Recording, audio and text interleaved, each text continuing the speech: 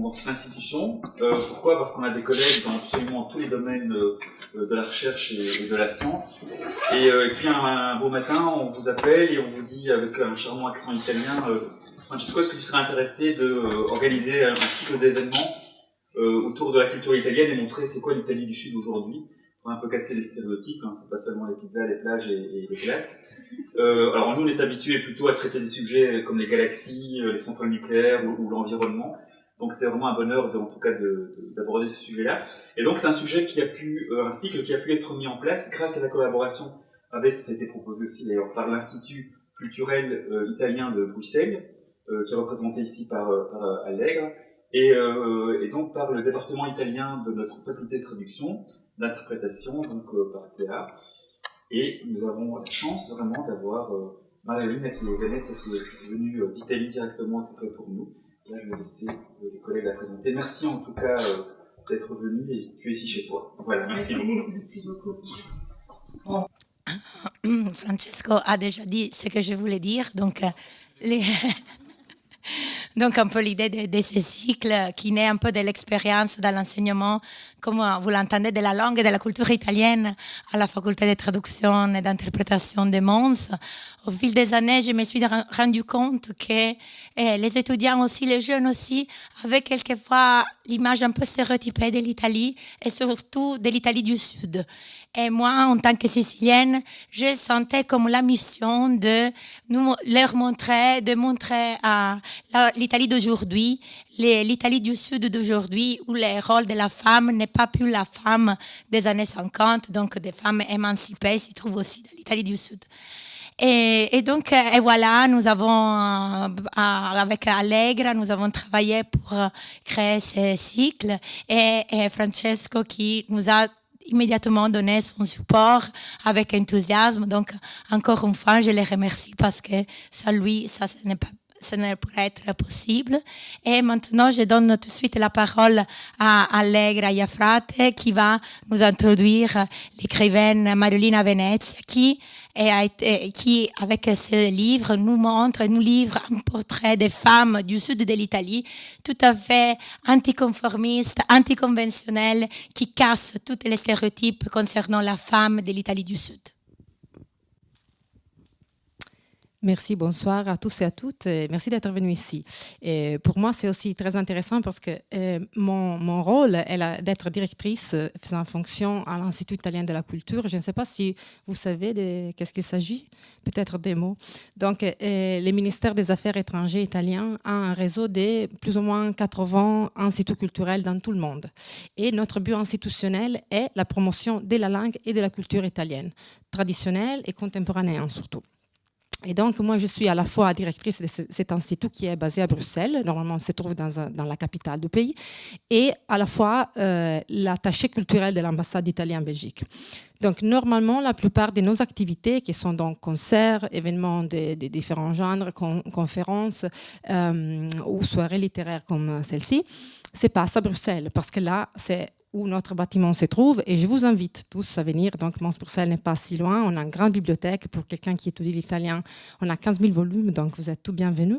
Et si vous jamais êtes intéressé au film en italien, chaque lundi soir, on fait une programmation qui est en italien avec sous-titrage. Donc, si jamais vous êtes intéressé, ça pourrait être quelque chose à vous dire. Donc, normalement, on organise à Bruxelles. Mais l'Institut italien de Bruxelles n'est pas simplement pour Bruxelles. C'est pour promouvoir la littérature italienne dans tous les pays. Et donc, on a de la chance parce que la Belgique n'est pas énorme. Donc, on peut faire des petits tours. Et ce soir, je suis très reconnaissante à l'équipe de Francesco Lubue et à lui-même qui nous ont accueillis, à Théa, pour nous avoir vraiment voulu créer ce partenariat qui nous permet d'avoir un invité d'exception qui vient directement de l'Italie et qui est avec nous ce soir. Et je dois vraiment remercier Mariolina Venezia parce que elle est très reconnue en Italie, très connue, elle est un nom importante. J'espère que vous allez peut-être la découvrir ce soir et voir l'intérêt parce qu'elle vraiment a choisi de venir de Rome ici et c'est pour nous vraiment quelque chose pour laquelle je suis très reconnaissante. Donc c'est une présence généreuse, je dois le dire. Donc pour la présenter en deux mots. Marilina Venezia est écrivaine et scénariste. Donc, elle a des compétences très fortes dans les domaines littéraires, mais aussi dans le monde de la télé et des séries et des documentaires, etc. Mais elle s'est imposée à l'attention du grand public et surtout des critiques littéraires avec un roman qui a été traduit aussi en français. En français, ça s'appelle « J'ai vécu 1000 ans » et in italiano 1000 anni che sto qui, qui a gagné un important prix littéraire en Italie qui s'appelle Prix Campiello.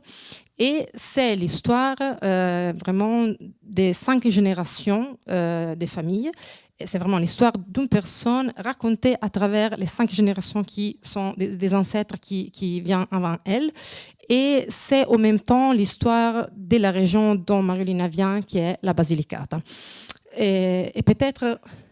C'est difficile à présenter Mariolina sans vous dire de qu'est-ce qu'il s'agit, quelle est la Basilicate. Donc peut-être que vous tous savez déjà où ça se trouve, mais pour être clair, c'est ici, dans le sud. C'est toute petite, mais vous verrez. Il s'agit d'une région incroyable avec des paysages et des territoires dans un territoire très, très, très petit qui sont extrêmement variés et très beaux et même très différents. Donc, il y a les Vulture avec ces hauts plateaux où l'on cultive des blés avec des alternances de forêts et des vignes. On a cette zone ici del Potentino et des Dolomiti Lucane, sont vraiment des montagnes. Et on a des parcs nationaux comme celui du Pollino et le Monte Sirino, qui sont vraiment des montagnes très très hautes, donc on arrive à 2000 mètres, et une forte présence des forêts et des bois. Donc vous avez vu, il y a vraiment des différences. Il y a la Val d'Agri, donc il y a aussi la rivière qui arrive jusqu'à Metaponto, qui par contre est un tableau. Et puis il y a toutes les collines autour de Matera, au centre-ouest, et avec une grande présence d'argile et des ravines, donc encore différents. Et puis il y a les Metapontino au sud-ouest. Et au sud-est, il y a une vaste plaine alluviale où on pratique l'agriculture. Donc il y a aussi un littoral bas des types sableux. Il y a des plages. Donc c'est aussi une région qui a ça. Et puis il y a peut-être la chose qui est probablement dans les mots les plus connus, la ville de Matera. Et Mariolina est née à Matera. Et elle a fait de la narration autour de sa région vraiment le centre de son intérêt, de façon différente. Donc avec les prix littéraires et les romans J'ai vécu 1000 ans, elle raconte l'histoire de cette région à partir de l'unité d'Italie, donc 1861 plus ou moins, au moment où le sud d'Italie est bien inclus dans les règnes qui viennent de se constituer.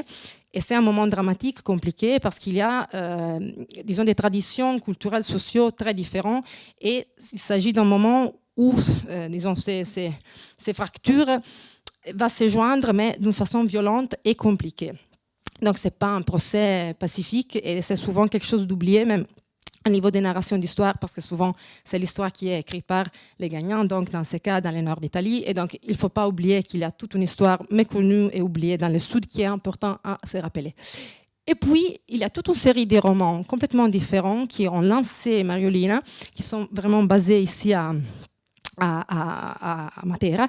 Ils l'ont lancé d'une façon complètement différente parce qu'ici, ce n'est plus vraiment le domaine de la haute littérature où J'ai vécu 1000 ans se trouve, mais extrêmement populaire. On a une histoire, et vous avez trois livres pour, disons, comme exemple, qui ont comme protagoniste Imma Tatarani. Immacolata, ce serait le nom complet. Aujourd'hui, c'est l'Immaculée Conception, donc c'est parfait. C'est Imma Tatarani, la grande protagoniste, qui est procureure adjointe à la procure de Matera. Donc, elle est magistrat et il y a toute une série de cas d'homicide qu'elle doit résoudre.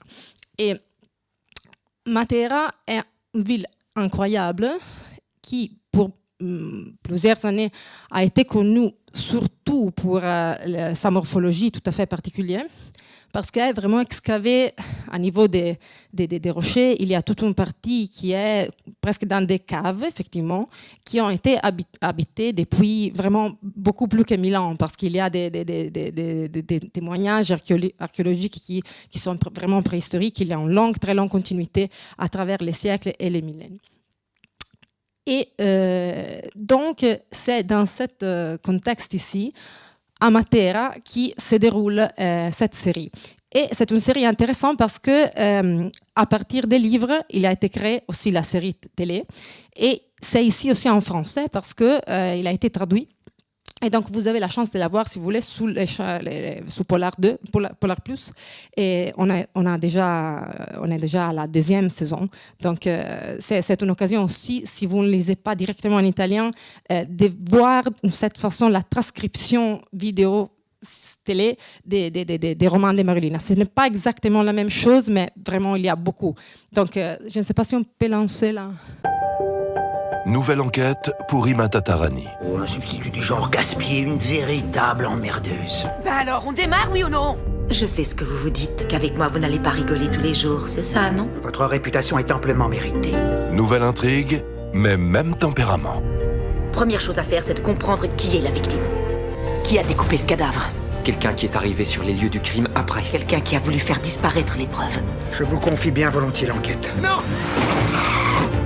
Bien qu'on me la fait pas, que j'ai bonne mémoire et quand je mords, je ne lâche plus mon os. Ima Tatarani, nouvelle saison, à partir du lundi 18 juillet à 20h55 sur Polar Plus. C'était la première fois qu'elle entendait la version française, donc c'est toujours un peu différent. Alors, j'ai parlé suffisamment, donc on est là pour Marilina Venezia, donc je vais tout de suite lui donner la parole avec une question. Effectivement, à partir de Matera. Matera commence, a été ville de la culture européenne en 2019. Et ça a vraiment peut-être changé la perception de Matera, surtout dans les endroits où Matera n'était pas si connue.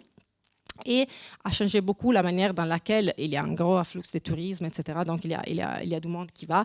Et même dans quelqu'un des romans, la protagoniste dit, mais peut-être ça est devenu un Luna Park. Donc, je voulais vous demander, par rapport à tout ce qui peut-être a changé, quel est votre rapport à vous avec Matera en général et avec la Basilicata, avec les territoires qui est vraiment les coprotagonistes, peut-être silencieux parfois, mais très présents dans tous vos romans? Merci. Et d'abord, je remercie toutes les personnes qui m'ont invité, les institutions, le centre italien et ce très beau musée. Et je crois que c'est la première fois que je fais une présentation hors d'Italie en français. Donc, j'espère de pouvoir parler assez bien pour me faire comprendre. Et voilà. Donc, la question est assez compliquée à répondre parce que finalement, je suis née dans un petit village près de Matera qui s'appelle Grottole, où se déroule mon premier roman qui est J'ai vécu 1000 ans. Ensuite, donc j'ai passé à Grottole l'enfance jusqu'à 8 ans et après j'étais vivre dans les Pouilles. Avec mes parents parce que mon père on s'était déménagé là-bas pour des questions de travail et donc les Pouilles c'est une région complètement différente de la Basilicata même s'ils sont deux territoires qui sont très proches mais c'était quelque chose de beaucoup plus avancé, beaucoup plus solaire, il y avait la mer, etc. Et quand j'avais 15 ans, on est revenu à Matera. Donc, j'ai détesté Matera parce que je n'avais aucune envie d'y aller. Et surtout, à l'époque, la Basilicata et Matera, c'était une région très, très en arrière. La Basilicata, on a vécu dans la Basilicata jusqu'aux années 60, à peu près comme on vivait dans le Moyen-Âge. C'est-à-dire, même j'ai des souvenirs de quand j'étais enfant, avec les gens qui allaient travailler avec les bêtes, ils marchaient sur les ânes, il y avait très peu de gens qui avaient une voiture, les gens parlaient que le dialecte, et il y avait encore des jouets des enfants qui étaient les jouets que peut-être les enfants jouaient dans la préhistoire. Il y a quelque chose qui m'a beaucoup touchée parce qu'à un certain moment, dans mon premier livre, J'ai vécu 1000 ans, je raconte d'un jouet qu'on faisait quand on était enfant. On faisait avec un noyau d'apricot. on crachait par terre et après on frottait le noyau très longtemps jusqu'au point où il y avait un trou qui se faisait dans le noyau. Après on crachait de nouveau et on frottait de nouveau de l'autre côté et donc ça devenait un sifflet. Et voilà, ça s'appelait l'alalou. Mais j'ai découvert après que cette manière de creuser les noyaux, c'était employé dans la préhistoire. Donc j'ai compris que cette pratique s'est passée de père en fils ou de mère en fille, de la préhistoire jusqu'aux années 60. Dans les années 60, avec l'industrialisation qui est arrivée aussi finalement en Basilicata, tout a changé et au fur et à mesure, il y a des jouets industriels qui sont arrivés et on a très vite oublié tous ces jeux qui faisaient partie d'un savoir très très ancien. Par exemple, un autre jouet était de prendre un collecteur, on dit un collecteur qui était un peu doré et on attachait sa petite patte avec un fil et ce collecteur tournait comme un hélicoptère. Donc, et c'était ça les jouets avec lesquels on jouait. Et c'est pour ça que j'écris un peu ce livre, J'ai vécu 1000 ans, parce que ça veut dire plusieurs choses, mais une des choses qui veut dire, c'est que quand on a une vie comme ça, c'est comme si on a vécu 1000 ans, parce qu'on a vu tellement de choses différentes qui se sont passées, qui ont changé, et donc on a dû faire beaucoup de changements de visuels pour s'adapter à cette nouvelle culture. Et quand j'ai terminé, donc c'était bizarre pour moi d'écrire J'ai vécu 1000 ans, parce que ça m'a donné un succès mondial immédiatement. C'est un livre qui a été traduit dans tous les pays, en France, mais aussi dans les États-Unis, etc. Je crois que ça marche. Soudain, je suis devenue une sorte d'ambassadrice, on dit ambassadrice, de la Basilicata dans le monde, même que je l'avais détestée quand j'étais petite. Donc, c'est bizarre parce que c'est une région où ce n'est pas très facile de vivre, mais qui est très attachante. Donc, c'est une terre que j'ai toujours eue dans mon âme et qui m'a dicté des romans. C'est-à-dire, au début, j'ai vécu à Paris aussi. Et au début de ma carrière d'écrivain, j'aurais voulu écrire des romans qui se passaient à Paris ou à Rome, mais finalement, ceux qui se sont imposés à moi et aux autres, c'est ces romans qui racontent la Basilicata. Donc, j'ai raconté la Basilicata de 1861, c'est-à-dire avec l'unité d'Italie, jusqu'en 1989, c'est-à-dire la tombée du mur de Berlin et le début de la globalisation.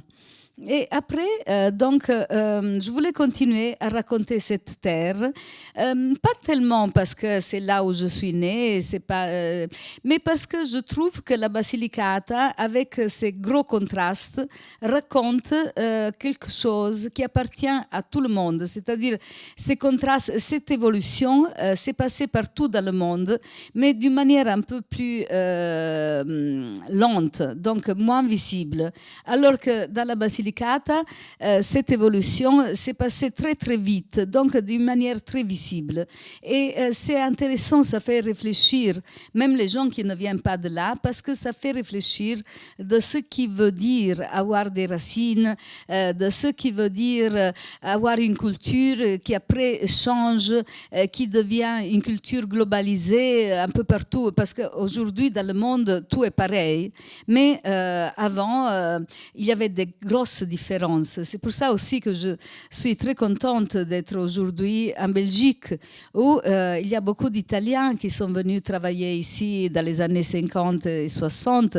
Je me rappelle quand j'étais petite, il y avait à l'école tous les jours des enfants qui disaient on va partir, et donc ils partaient pour ce voyage mystérieux qui les portait ailleurs, donc vivre ailleurs.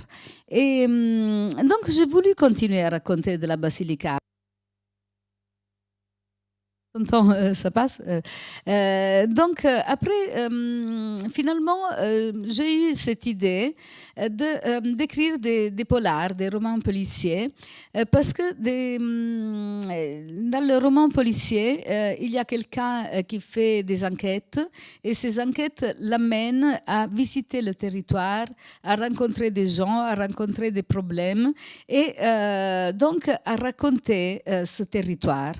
Et voilà, donc mon rapport avec la Basilicata, c'est pas un rapport linéaire avec la Basilicata et Matera, c'est un rapport de haine et d'amour.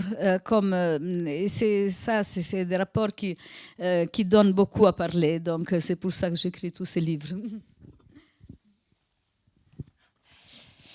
Merci. Désolée pour ma voix. Et donc, si on revient au polar, tes polars sont des polars un peu particuliers par rapport au genre polar comme on les connaît. Ça fait partie un peu du polar méditerranéen, il giallo méditerraneo, où il y a de l'humour, où les personnes mangent tout le temps, ou souvent. On est quand même dans le sud de l'Italie, donc la gastronomie est tout à fait importante. Mais aussi, il y a un côté qui est plus philosophique, parce que le personnage Imma, elle est un magistrate, mais elle est aussi une personne engagée dans la société civile. Elle a toute une philosophie. Et donc, si vous pouvez nous parler un peu de ces deux registres, les registres un peu de l'humour qui se trouvent dans vos polars, et les registres un peu plus engagés qui se trouvent quand même dans vos polars. Donc, des registres qui sont à l'apparence en contradiction, mais qui arrivent à n'être pas dans votre polar. Merci. Et oui, ce n'était pas facile de mélanger ces deux ingrédients, parce que quand on fait rire, on ne peut pas faire peur. Et quand on fait peur, on ne peut pas rire. Donc, c'était comme de faire à manger. Quand on fait parfois dans la cuisine théa et sicilienne, dans la cuisine sicilienne, souvent on met ensemble des ingrédients qui sont très différents, qui sont sucrés. On met le sucré avec le salé. Et quand on mélange des ingrédients différents, il faut être très attentif à mettre la juste quantité, parce que si on met plus, ça ne fait pas. S'il y a trop d'humour, ça ne fait pas rire, ça ne fait pas peur. Et si on met pas peur, donc il faut mélanger avec beaucoup d'attention.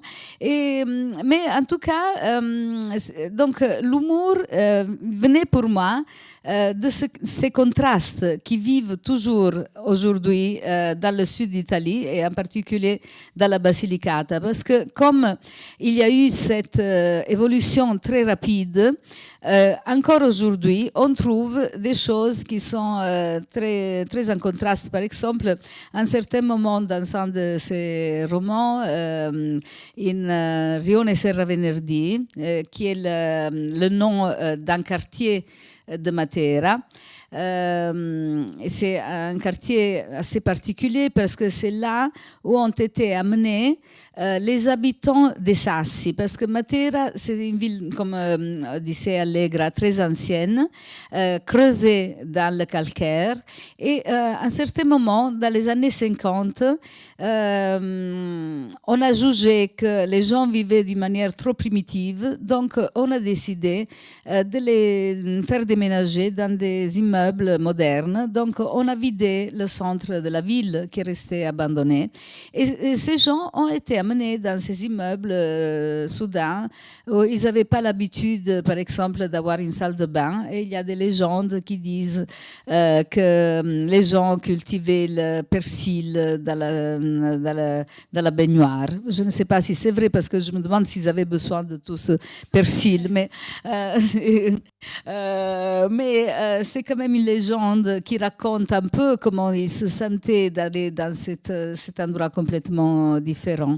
Et donc, dans ce livre qui raconte un peu tout ça, parce que dans chacun de ces romans di Matatarani, je raconte une partie de l'histoire de la Basilicata. Et je disais de ces contrastes. Donc, dans Rione Serra Venerdì, Imma, que vous avez vu dans la série, doit résoudre le meurtre d'une de ses compagnes de classe, comment on dit, une copine de l'école.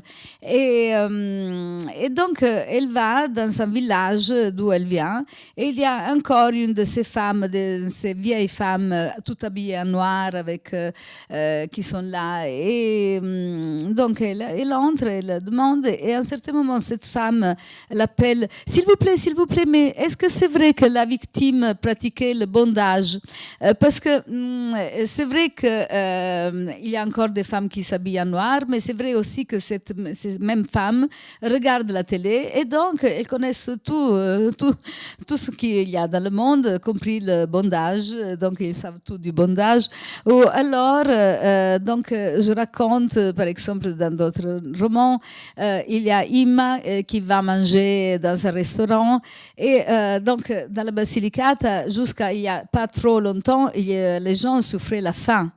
Et donc, il voulait manger. Mais il y a la nouvelle cuisine où on mange juste un petit truc. Donc, elle s'énerve chaque fois qu'elle voit manger la nouvelle cuisine dans ces mêmes habitations où les gens, jusqu'à il y a quelques décennies, ont souffert la faim. Et donc, la comicité vient souvent de ces contrastes. Aussi des habitudes du genre du Sud. Par exemple, dans une des enquêtes, il y a quelqu'un qui a été tué après le déjeuner, à l'heure de la sieste. Donc, on dit que peut-être pendant la nuit, il y a quelqu'un qui se promène, mais à l'heure de la sieste, tout le monde dort. Donc, il n'y a personne qui circule dans les rues parce que les gens prennent leur sieste. Il n'y a vraiment personne.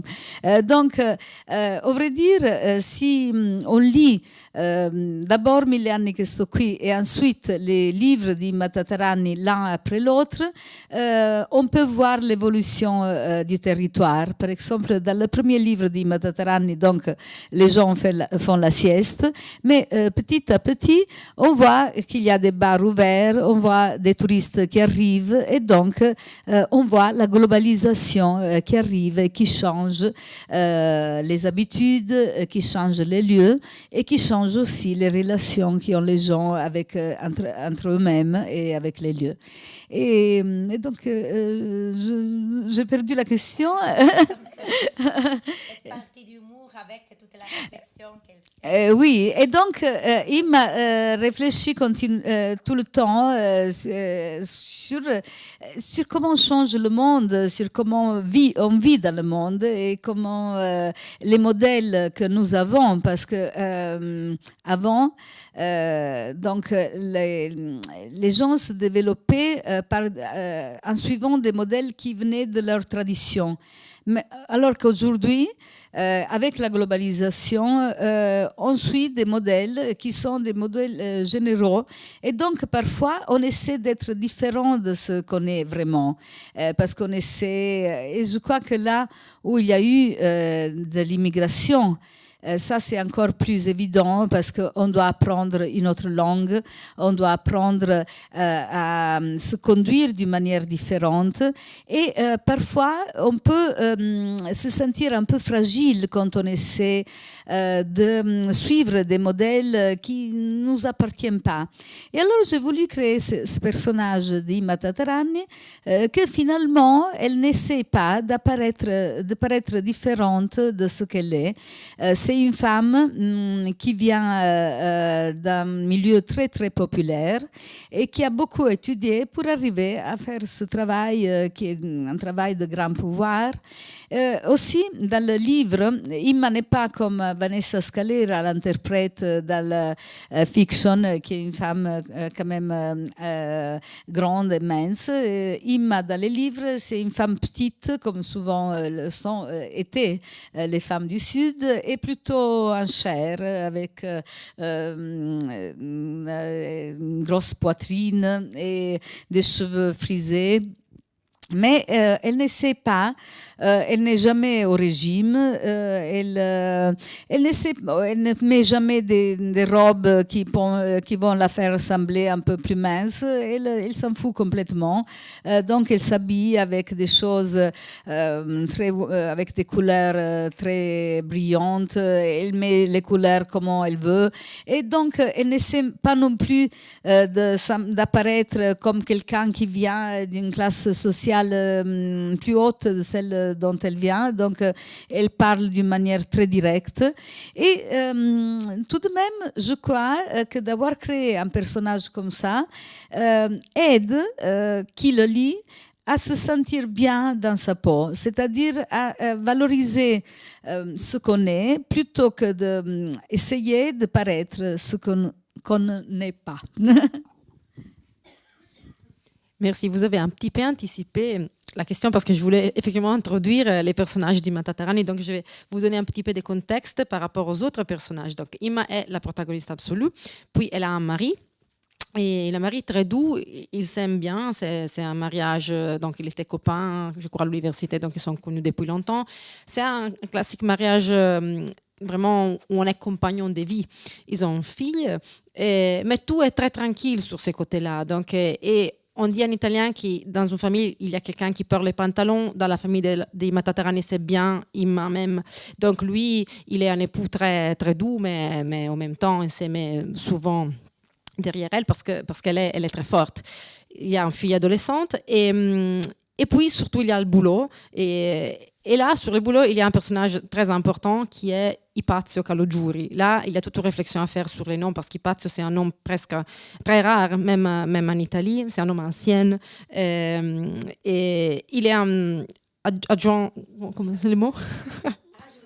Adjudant des Carabinieri, maresciallo dei Carabinieri, donc il l'aide, donc il travaille chaque jour avec elle, il est très jeune, il est très beau. Et il y a quelque chose qui se passe au niveau de ses romans qui est aussi un vent très fort au niveau romantique parce qu'elle est pour l'instant, au début, disons, très fidèle, même au niveau de son intériorité.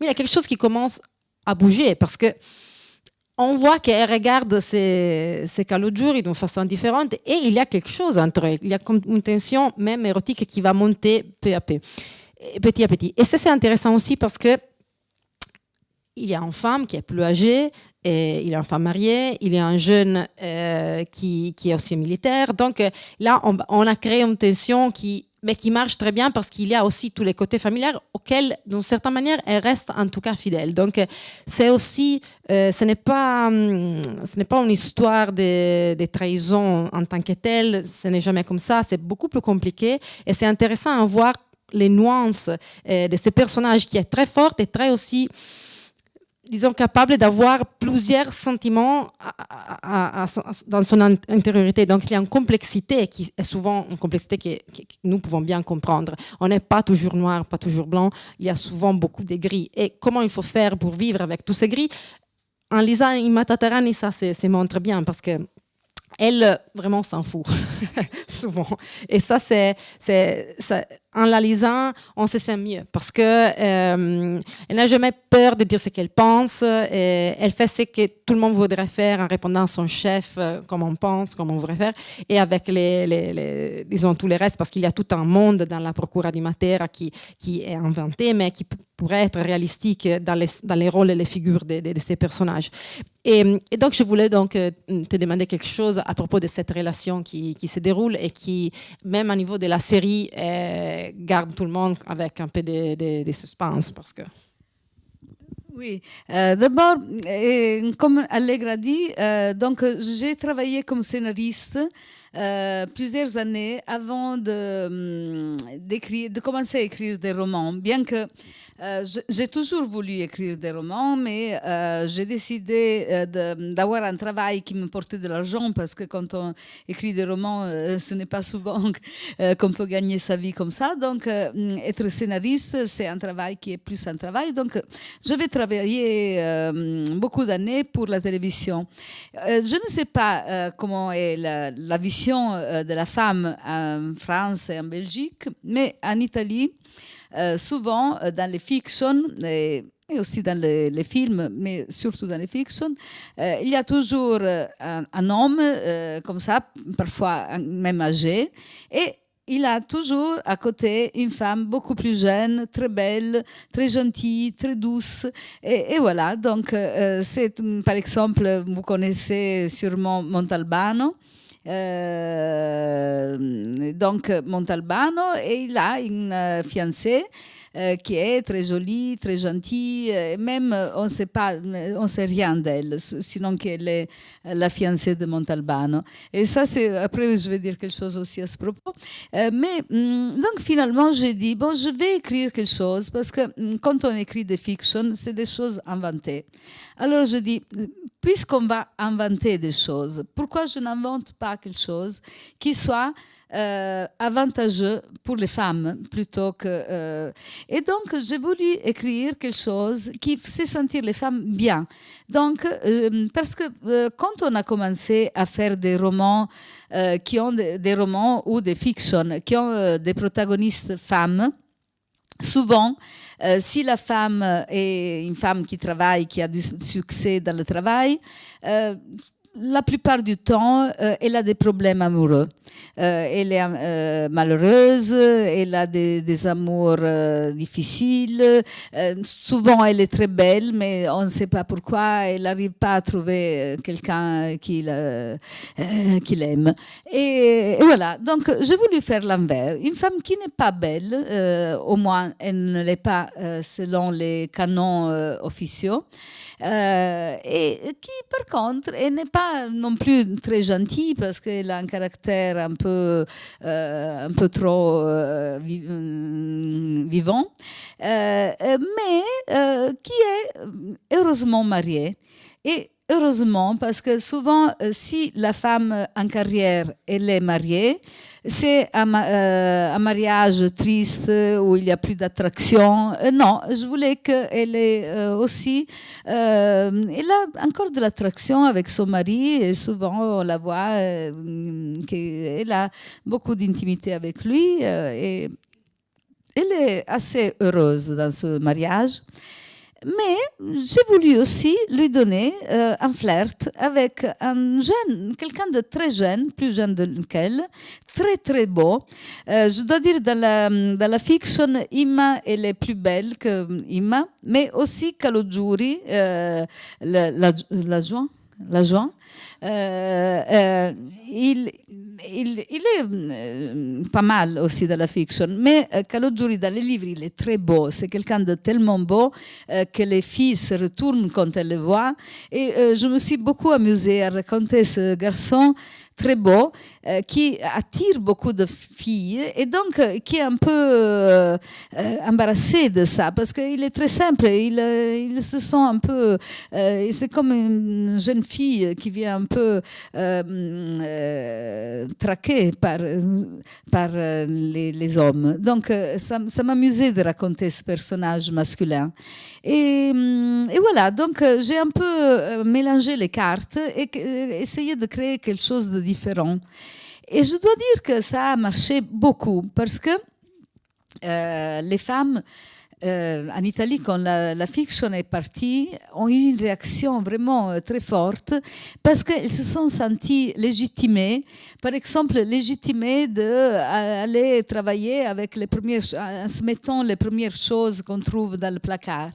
Même moi-même, j'ai eu cette sensation parce que j'étais allée faire une présentation et donc il faisait froid et donc j'ai dû mettre des pantalons avec un pull qui n'allait pas très bien ensemble. Donc je me suis regardée, j'ai dit comment je vais m'habiller, et donc j'ai dit je vais m'habiller à la Imma Tatarani. Donc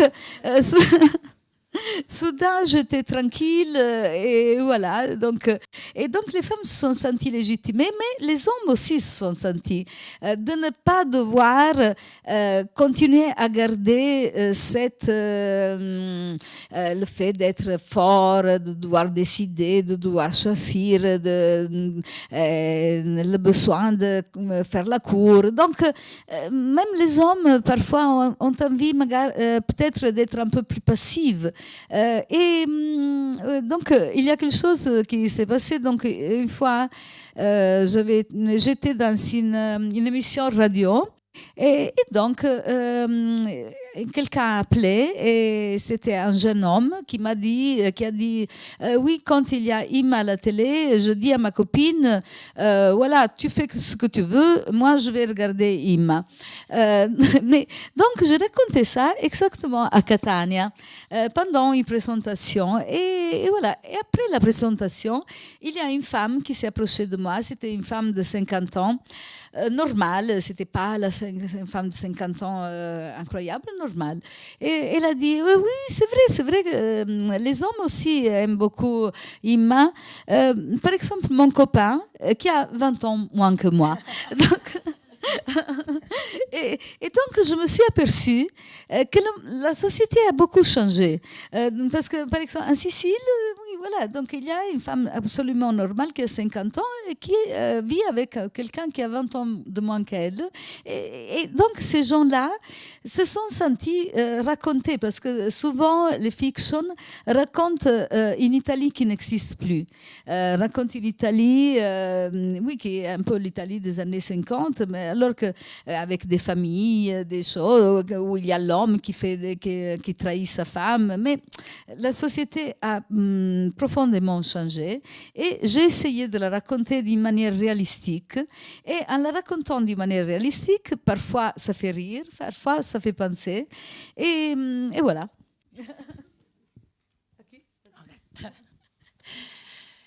Tu avais évoqué précédemment le fait que tu es scénariste et que tu as travaillé au scénario de la série Imma Tatarani. Et en regardant la série et en lisant les livres, il y a quelques différences au niveau aussi du personnage.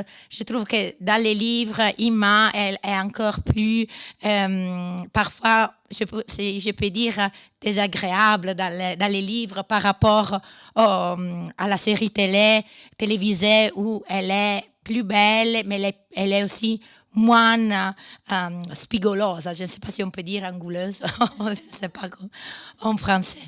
Et donc, si tu peux, vu que tu as travaillé au scénario des séries télévisées d'Imma Tatarani, est-ce que tu peux nous parler un peu de ces changements, si ce sont des changements normaux quand on passe d'un langage qui est le langage de la littérature à un autre langage qui c'est le langage de la télévision, ou si implique des autres facteurs? Bien sûr, quand on passe d'un livre à une adaptation télé au cinéma, il y a des changements qui sont inévitables. Parce qu'il y a d'autres rythmes, il y a d'autres temps, il faut montrer les choses alors que par exemple dans les romans, il y a la pensée. On ne peut pas voir la pensée dans un film, et donc il faut obligatoirement traduire d'une manière différente certaines choses. Mais il faut aussi dire que surtout quand on fait de la télévision, il y a beaucoup de gens qui décident. Beaucoup de gens, c'est-à-dire l'auteur est la dernière personne qui décide. Donc il y a d'autres scénaristes, il y a le réalisateur, il y a le producteur, il y a surtout les gens de la chaîne télé. C'est eux qui donnent la direction. Donc par exemple, on est toujours aujourd'hui à combattre sur le fait, par exemple, pour moi, Imma, à un certain moment, pouvait consommer un peu plus son histoire avec Ipazio Calogiuri. Alors qu'en Italie, qui est quand même un pays très catholique, non, ce n'est pas possible.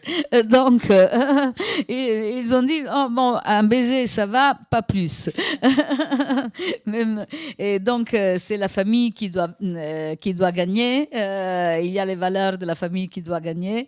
Et voilà, même en ce moment, il y a, je ne suis pas, comment dire, prise, je ne suis pas une première personne à combattre cette guerre, mais par exemple, la costumiste de la série télé est en train de combattre une guerre avec la chaîne parce qu'il trouve que Imma s'habille d'une manière trop fantasieuse, donc il voudrait qu'elle s'habille de manière un peu plus normale. Ça, c'est vraiment bizarre parce qu'elle a eu du succès justement parce qu'elle s'habille comme ça. Et il y a même il y a sur Facebook des groupes qui se sont créés, qui suivent Imma Tatarani, et une des activités, surtout au début, c'était de trouver ces robes. Par exemple, il y avait j'ai vu des chaussettes comme celles qu'elle a à Rayon ou Tigré. Et donc oui, et aussi elle les mélange. Il faut dire que l'année dernière, ou il y a 2 ans, l'animalier a été beaucoup à la mode. Mais quand j'ai commencé à écrire les romans, ce n'était pas encore à la mode, l'animalier. Donc, Imma, avec sa manière de s'habiller, vraiment a provoqué un très gros changement dans le but de l'habillement féminin, parce que souvent quand les femmes s'habillent pour plaire à quelqu'un d'autre, alors que finalement elles s'habillent pour plaire à elles-mêmes. Elle se met par exemple des robes avec des paillettes parce qu'elle vient d'une classe très populaire, elle aime des choses comme ça, elle comprend. Et aussi il y a quelque chose qui m'amuse beaucoup à raconter, c'est que à Matera, vraiment il y a, et donc je l'ai raconté dans les livres, il y a un magasin de robes, d'habits, comment on dit, oui, d'habillement,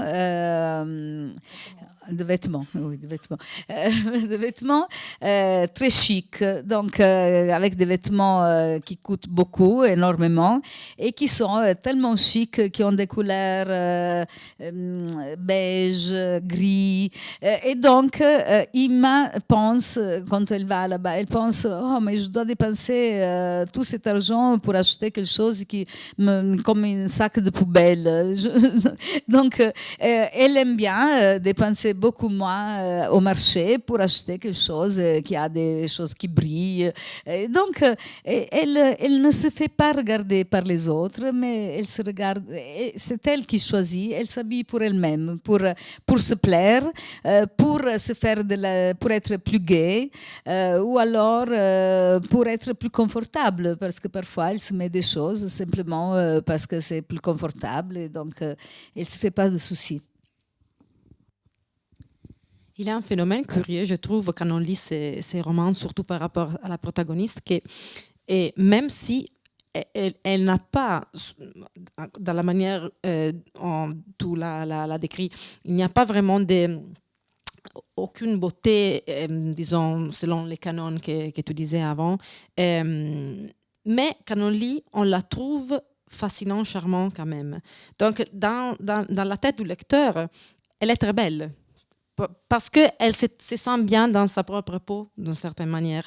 Donc, il y a différentes perceptions, et ça aide à comprendre, quand on va lire, effectivement, et aussi pas simplement au niveau de beauté physique.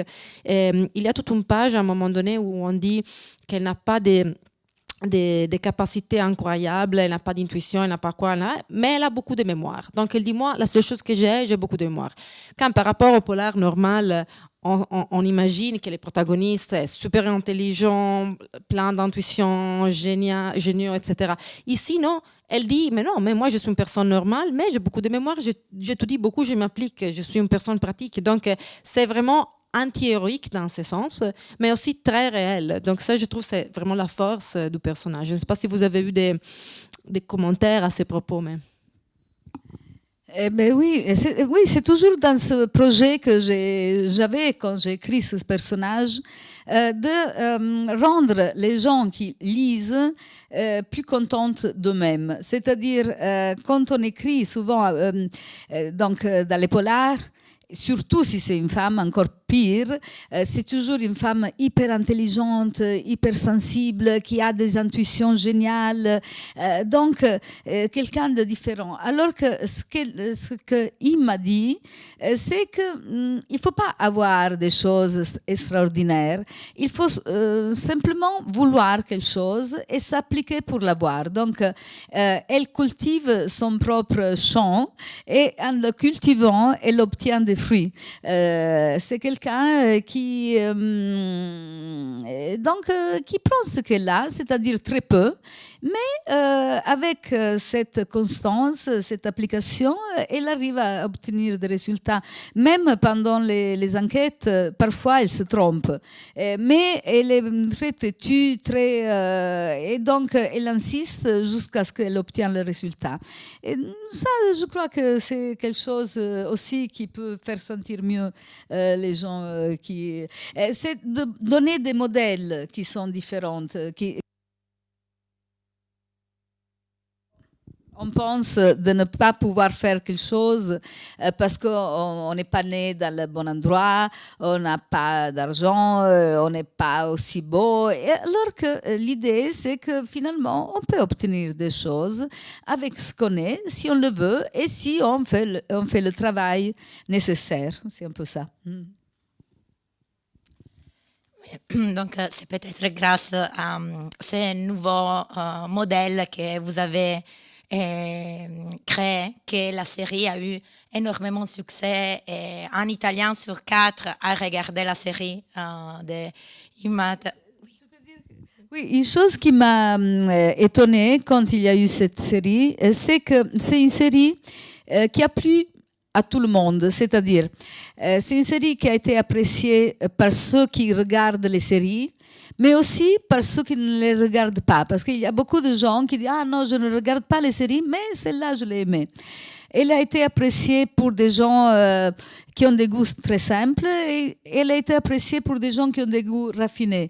Elle a été appréciée par les femmes et par les hommes. Au nord, et au sud, parce que les gens du sud sont reconnus, mais aussi au nord, parce qu'ils ont trouvé une autre idée de sud différente qu'ils ne connaissaient pas. Elle a mis d'accord tout le monde, alors... Et ce qui est un peu ironique, c'est que c'est quelqu'un, Imma, qui ne fait rien pour plaire aux autres et finit par plaire. Merci. Je ne sais pas si vous avez des questions à poser à Mariolina Venezia, des curiosités. Parfois, après, il y a des gens qui s'approchent pour des questions parce que les gens ont toujours peur, sont un peu timides pour faire des questions. Après, ils ont...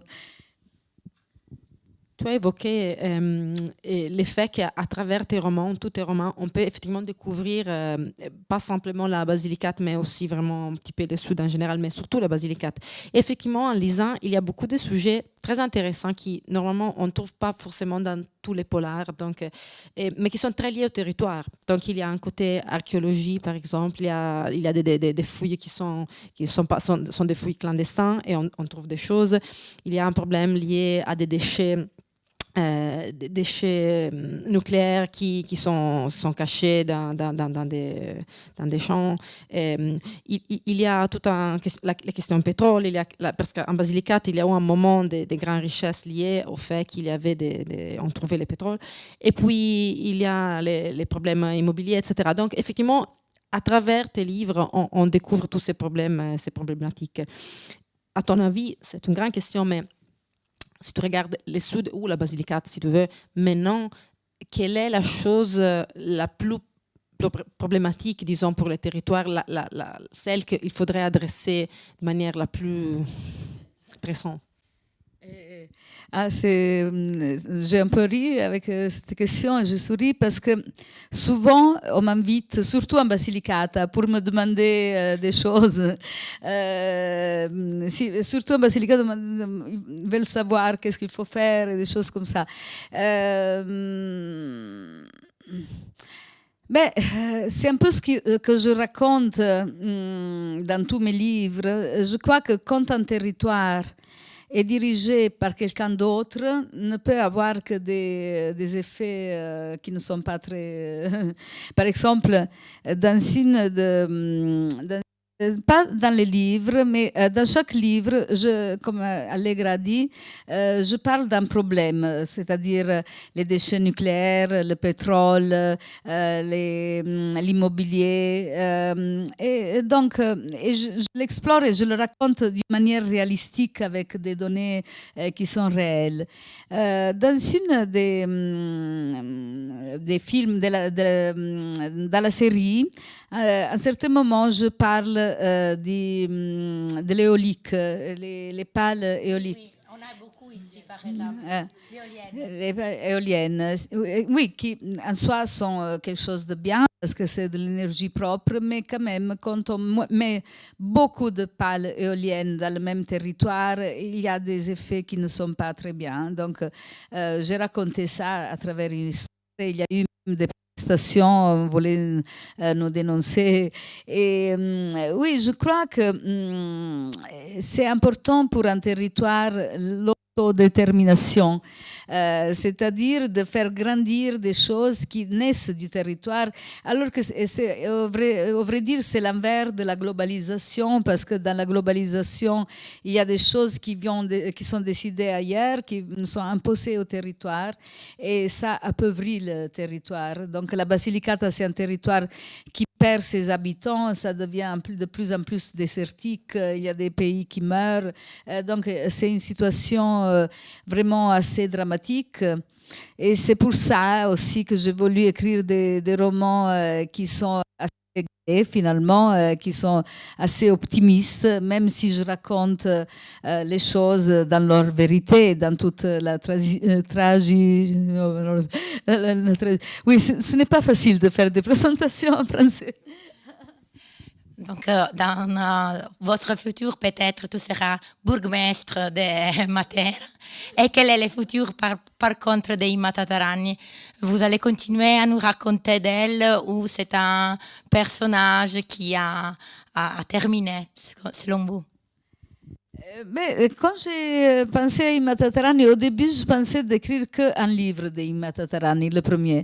Je croyais que ça aurait été un livre unique. Mais donc, comme c'est un personnage qui a beaucoup de particularités, quand j'ai terminé mon premier roman, j'avais des idées. Je disais, mais elle aurait pu faire ça. Ou alors, il se passait que, dans cette situation, elle aurait fait ça. Donc, ce personnage continuait à vivre. Donc, j'ai décidé d'écrire un deuxième livre, et puis un troisième, et puis un quatrième, et puis un cinquième. Et voilà, maintenant, Imma est dans la fiction. J'espère qu'elle a une longue vie dans la fiction. Et peut-être, après, j'écrirai encore quelque chose à son propos. Alors, s'il n'y a pas de questions, oui, c'est bon.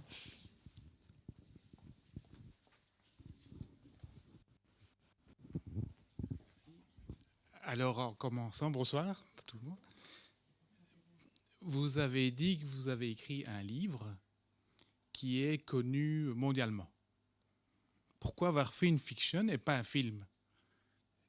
Un film, par exemple, je suis un peu triste parce que Imma, elle est mariée. On aurait pu faire un film où elle se mariait avec Montalbano, mariée par Don Matteo. Et quoi? Ça aurait représenté quoi? Tout le sud de l'Italie. Ah ben, raison de plus. Alors, la question, c'est pourquoi pas faire un film? Un film peut-être international, à portée internationale.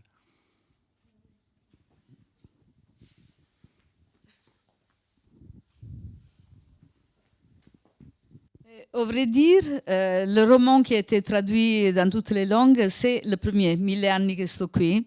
Et au vrai dire, la Warner Bros., encore avant qu'il sorte, voulait faire un film. Mais il y a eu un problème parce que 1000 anni che sto qui est inspiré à l'histoire de ma famille.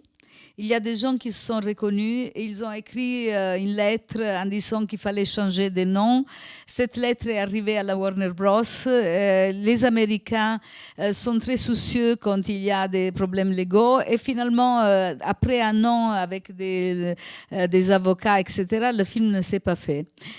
Donc, dommage, mais en tout cas, pas trop dommage parce que 1000 anni che sto qui, c'est un livre qui raconte 150 ans d'histoire italienne. Et déjà, dans le livre, c'est un peu comprimé. Donc, ça aurait été vraiment difficile. Après, je me suis rendu compte de ça. Cela aurait été très difficile de comprimer encore plus dans un film, même impossible. Donc, je suis contente parce qu'aujourd'hui, on fait beaucoup de séries et les séries sont devenues beaucoup plus belles qu'avant. Elles sont parfois aussi belles que les films. Donc, j'espère qu'on pourra faire une série de 1000 anni aussi, comme Imma. Et peut-être, non, un film de Imma, peut-être, pourquoi pas.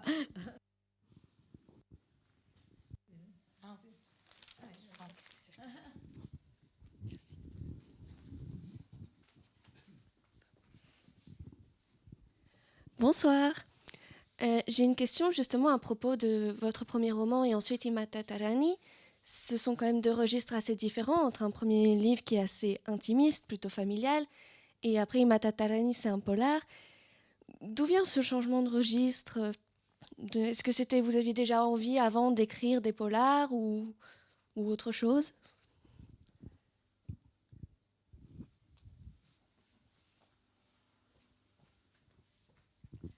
Et en fait, le changement est venu par l'histoire elle-même. C'est-à-dire, j'avais écrit 1000 anni che sto qui, donc 1000 anni, ça s'arrête en 1989. Et donc, je voulais continuer l'histoire. J'ai même pensé de continuer à raconter l'histoire de cette famille. Mais 1000 anni, c'est un livre assez épique. Et l'épique vit dans le passé, dans quelque chose qui est loin de nous. Les années modernes avaient besoin d'une forme différente pour être racontées. Et finalement, j'ai trouvé que le polar, c'était la forme littéraire qui me permettait le plus de raconter le territoire parce que, donc, comme je disais même avant, dans le polar, il y a quelqu'un qui va un peu partout pour faire des enquêtes, qui va découvrir des choses. Donc, ça raconte le territoire.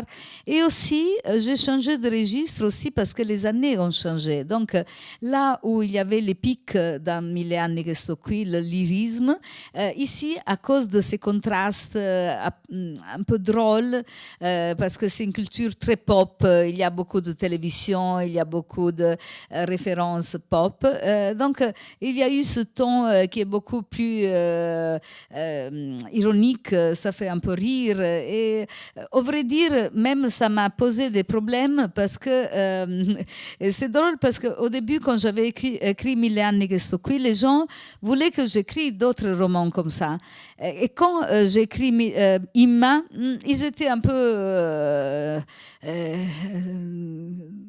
comme ça.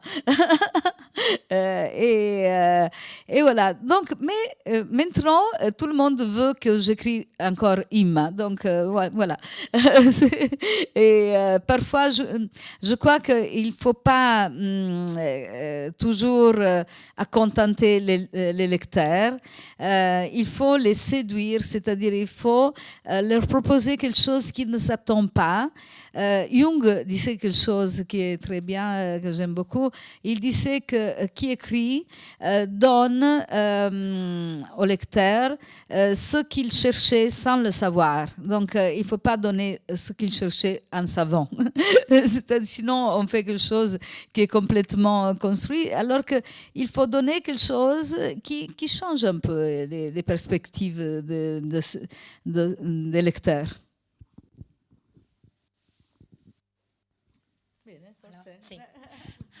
Alors, encore un grand merci à Mariolina Venezia et à toute l'organisation qui nous a permis cette rencontre.